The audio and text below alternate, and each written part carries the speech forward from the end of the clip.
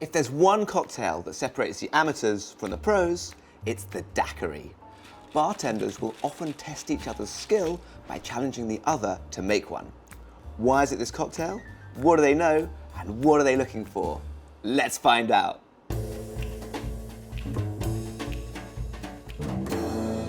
Now, I don't know about you, but I grew up thinking that daiquiris were wonderfully sweet, slushy type drinks. Now, those are delicious, but that's not what we're talking about here.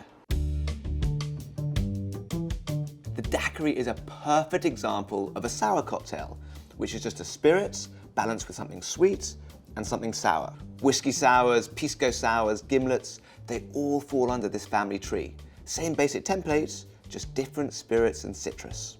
The daiquiri is deceptively simple. Just 3 ingredients: rum, lime juice, and simple syrup. And that simplicity is exactly the problem. With only 3 components, there's nowhere to hide. Too much lime, and it's overly sour and harsh. Too much syrup, and it's cloying. Not enough of either, and the rum dominates. But once you understand what these bartenders are looking for, it's totally achievable at home. And trust me, we've made plenty of subpar daiquiris figuring this out.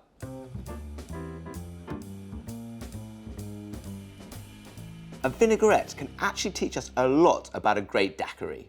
This is a properly made shaken daiquiri. It's cold, it's balanced, and it's scarily crushable. It almost has a fluffy texture. This is the same drink, I just stirred together with ice. The lime hits first, it's sharp and acidic, then the rum burns, and then the sweetness tries to catch up. With the shaken version, all those flavours were integrated and completely smooth. This is a carefully made, thick and glossy vinaigrette.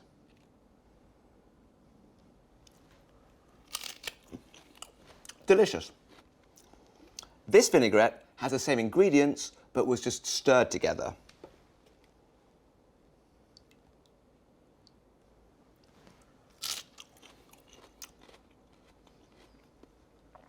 It somehow tastes oily and acidic.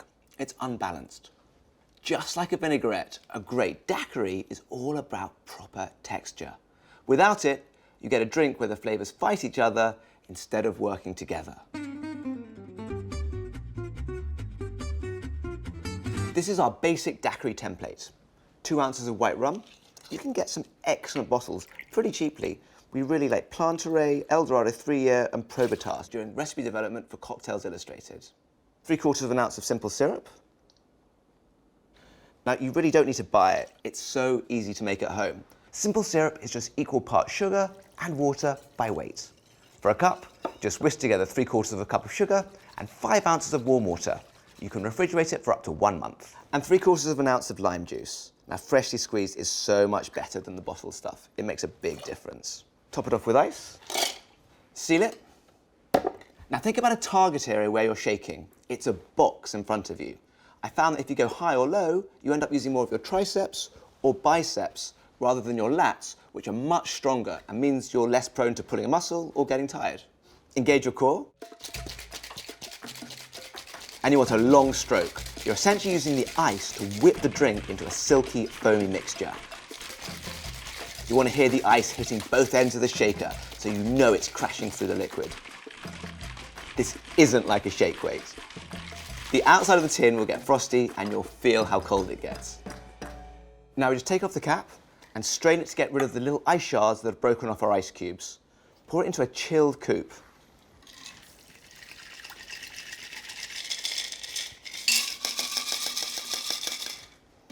Now, it's really worth putting your glasses in the freezer, but the fridge is fine too. Room temperature glasses will almost immediately warm up the drink by 4 or 5 degrees. I'd like to pause a moment to thank Teak House for sponsoring this series. They're the maker of 80K's long-time winning wooden cutting board. My colleagues on the reviews team keep testing, and this board keeps winning. One reason, teak is a great cutting board material. It's durable, looks great, and requires little maintenance. When you watch a great bartender shake a cocktail, it looks effortless. And there's this idea that mastery means it looks like you're hardly working at all, that's become so ingrained it appears natural. I definitely don't have that quality. I have to really focus on my technique and the rhythm doesn't come naturally. But here's the thing, that doesn't matter. I can still make an outstanding cocktail, which means you can too, and absolutely should.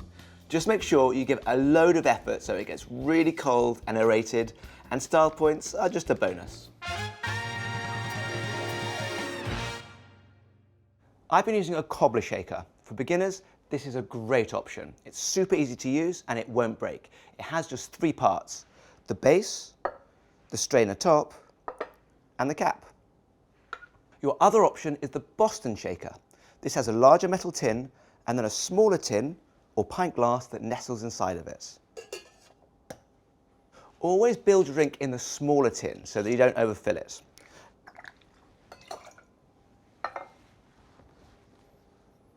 Remember, this technique is exactly the same whether you're making a whiskey sour, a pisco sour, a gimlet, or a margarita. Now fill it with ice and invert the smaller tin into the larger tin and give it a little tap. Now this shaker is a bit more intimidating as it doesn't seem like it'll be watertight, which is a pretty useful quality to have when you're sloshing a load of cocktail around. Actually, the seal becomes super tight as you shake it thanks to thermodynamics.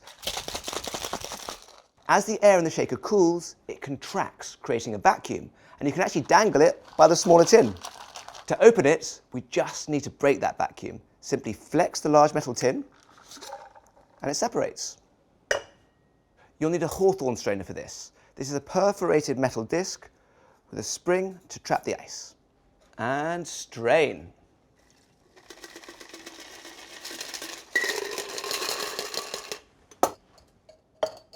If you go to most cocktail bars, they'll be using a tin-on-tin shaker.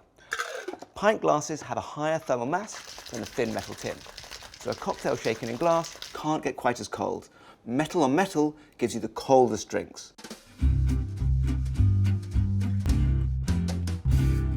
We've dealt with mixing, equipment, and ingredients. The final piece of the puzzle is temperature and how long you should shake for. Let me show you an experiment I did. I modded a cocktail shaker with a thermocouple so I could track the temperature of a daiquiri as I shook it so we could find that sweet spot. After 5 seconds, the cocktail's at 34 degrees. At 10, 28 degrees. At 15, we're down to 22 degrees. But then at 30 seconds, it's at 23 degrees and we stalled. It turns out you can't actually make a daiquiri colder than about 21 degrees, at least without jumping through a load of hoops.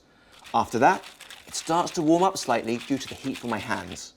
At this point, you're just putting in unnecessary efforts and continuing to slightly water down the cocktail. I carried out taste tests on the different daiquiris with a group of tasters, and sure enough, the 15-second daiquiri, the coldest one, was the unanimously favoured one. The worst mistake you can make with a daiquiri is undershaking it. It'll taste warm, cloying, and flat. It's almost impossible to overshake it. Temperature actually has a huge impact on our perception of sweetness. This is an experiment you can try at home. Compare a chilled glass of cola with a room temperature one. The chilled one should taste awesome, sweet, tart, and refreshing, whereas the room temperature one will taste sickly sweet. That's because at lower temps, our perception of sourness increases while it decreases for sweetness. It's a double whammy. The colder a soda or cocktail, the less sweet it seems. So you really want to make sure you shake for long enough to get it cold enough. Now that you've got shaking down, you can use it to tweak the daiquiri exactly to your taste. You can definitely tweak the sweetness by dialing up or down the simple syrup. Think of it as seasoning, like you would salt. And if you want to go low sugar, decrease both simple syrup and lime so it stays in balance. A really nice little twist is our basil daiquiri. Just add a 1/4 cup of Thai or Italian basil to the shaker with the ice. And as you shake it, the ice essentially muddles the herb. And then garnish with a fresh leaf. Switch out the rum for gin and you have a gimlet. Sub in whiskey and lemon juice and you have a whiskey sour. Whichever route you take, 15 seconds of aggressive shaking gets you that perfect integration of flavors and a stunning sub-zero cocktail. Cheers. if you like this episode, you will love our new book, Cocktails Illustrated. It's packed with hundreds of recipes, cocktail science, and explanations like these.